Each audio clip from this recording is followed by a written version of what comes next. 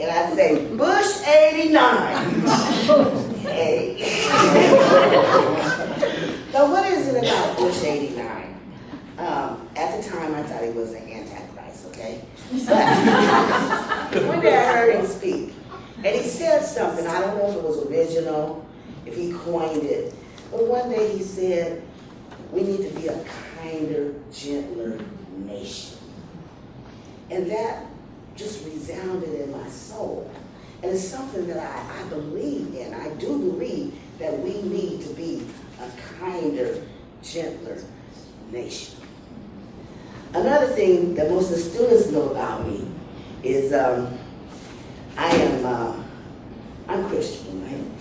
So the second thing that came to me was a story about Jesus washing the disciples' feet. Now, he got into trouble for that because he was the rabbi and he was the leader, but he was serving his underlings. He got down and washed their feet. But he was their teacher and he was their rabbi. But he's teaching, he taught me how to serve. And I think that we were all born and brought into this thing called life to serve one another in whatever capacity we can. And then the other one is, to whom much is given, much is required. Now, I don't have a whole lot, okay? But 3 people in my life did. Dr. Warren Furumoto, Dr. Stephen Oppenheimer, and Dr. Maria Elena Zavala. They were given much. And they have more than met the requirements of giving back.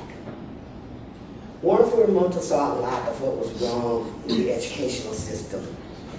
He spent countless hours writing proposals and developing programs for educational equity students as he worked very hard to level the playing field. He was a great mentor to faculty and students alike. And I had the opportunity to observe and learn from him. Stephen Oppenheimer, in the simple gesture of a greeting, edifies students and staff by addressing each and every one of them as professor. The thing is, he sees you. He acknowledges you, your presence, and the work that you do. On the campus, are we 35 strong? On our campus, it is 38,000 strong and can be a very lonely place at times.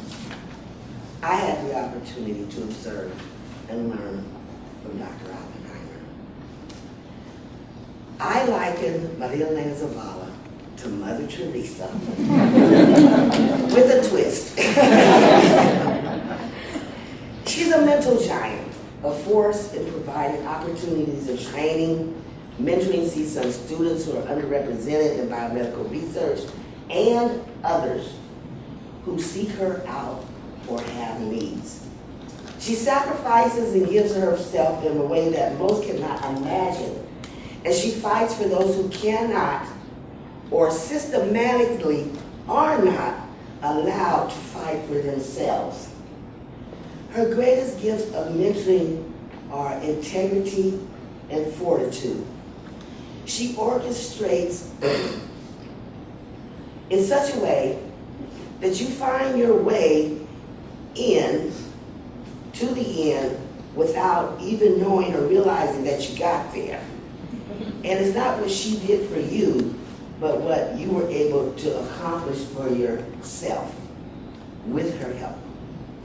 I count it as a blessing and a privilege to work under and learn from Dr. Maria Elena Zavala. And she has allowed me to be me, which brings us to this moment.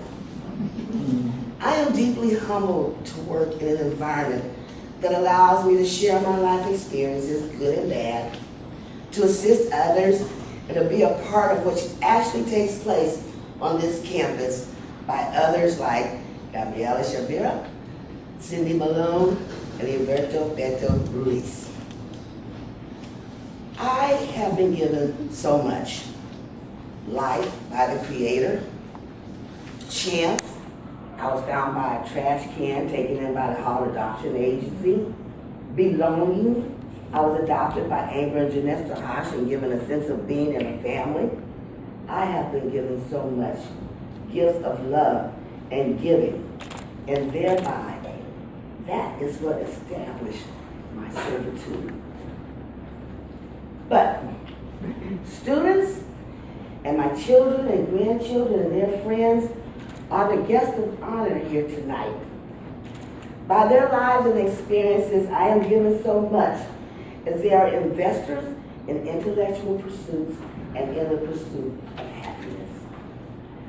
I am taking more from them than I could possibly give, just in the opportunity to watch them grow.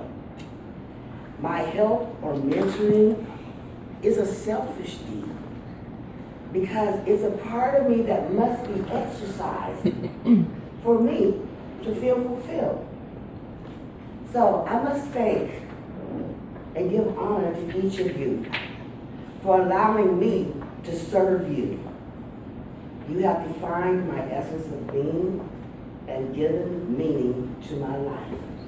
And for this, I thank you.